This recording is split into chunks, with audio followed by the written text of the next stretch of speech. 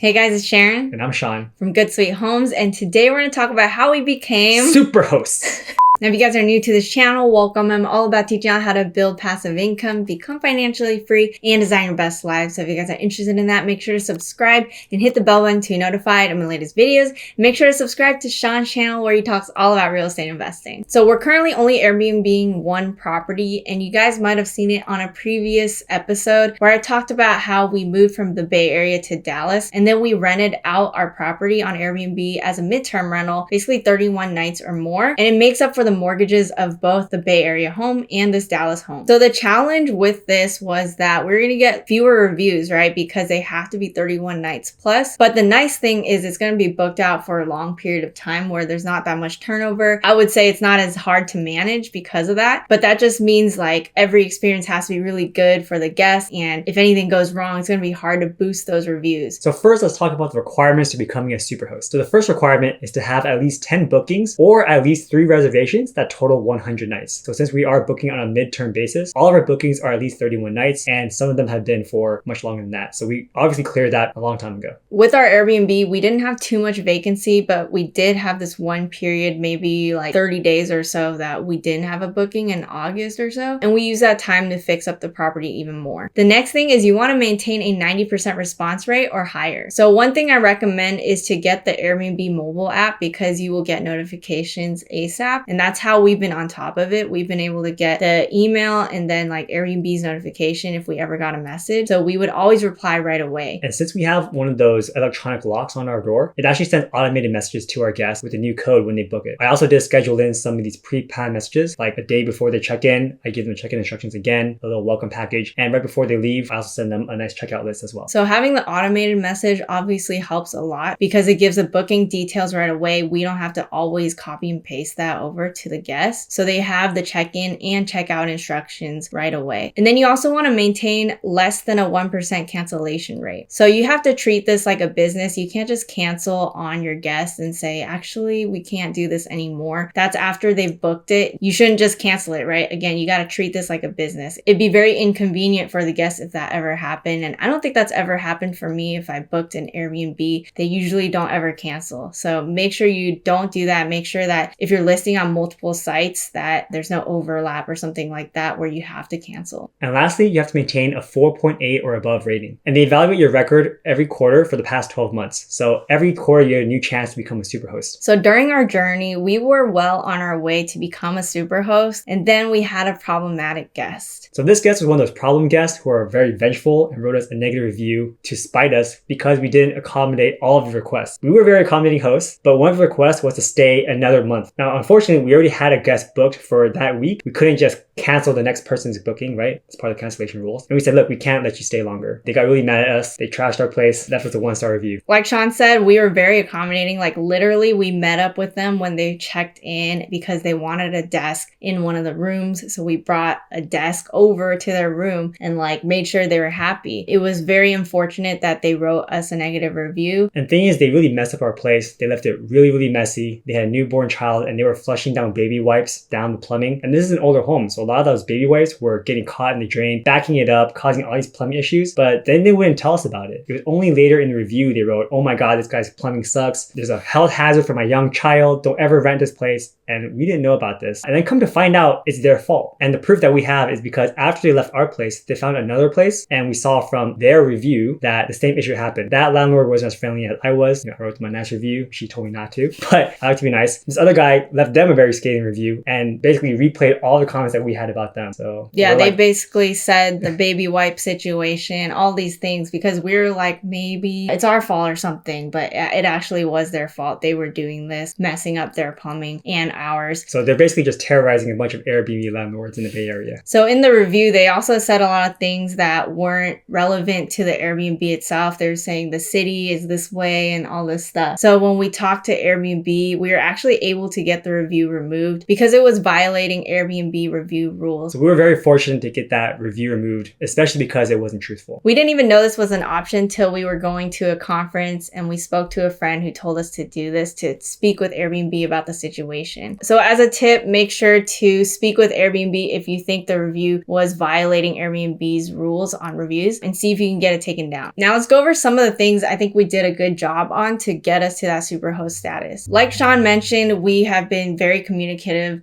with our Airbnb guests. So we always make sure that they check in well. We ask if there's any issues. We try not to bother them too much though. So we'll check in maybe once, and then if they ever have any questions, we'll answer right away. Next, I would say when you are creating your listing, you have to be very honest with what the listing is like. You have photos that really represent the situation of the house. If you have security cameras in certain areas, you have to disclose that. So make sure you disclose that as well. So it's really about managing expectations, right? If they expect an amazing spot, but then your property actually under delivers, they're going to feel like they didn't get that value for their money. They're going to feel like they had a bad experience. So make sure you are honest with the listing. Another thing that we did was we made sure to stock all the essentials so that they could have a comfortable time. We always give them some extra toilet paper rolls. We fill up the bottles of shampoo and soap. We also give them dishwasher soap and even some candies just to make them feel a bit happier. And then tying that to the next tip is you kind of want to have like a welcome kit, like a welcome basket. So we have a basket with a card saying thanks for coming to our Airbnb. We give them some candy and things like that. And we also give them this guest book. This guest book has all the instructions on how everything is used, how to take out the trash, how to use the laundry, all these different things. And that leads me to the next point, which is to provide information on the local scene. So in our guest book, we also have pages where we tell them, here are some fun things to do here and there and there. This is where to eat. This is where you can go out at night or something like that, right? So you give them the instructions on not only your place, but also what you can do outside of the place. So another thing that we do is we always listen to customer feedback and we take the reviews very seriously. So we mentioned that 1-star review. We didn't take that one super seriously because they were writing all kinds of things that weren't true, but we do get some honest feedback once in a while. Like one of our guests said that we needed more pots and pans in the house. So we said, okay, we went back to Marshall's and we bought a bunch of pots and pans and put them in the house. So now they should have more issues with cooking. We also try to make their place as comfortable as possible. So my family has owned this home for the past 30 years and we've never even had an air conditioning unit in the property. But we know that guests want to have that nice sensation. So we actually install an AC unit into the property. So make sure to make the place as comfortable as possible for your guests. And then the next tip I have for you is to make sure your property is thoroughly clean. So the way we have it is we have cleaners who actually come in and do a full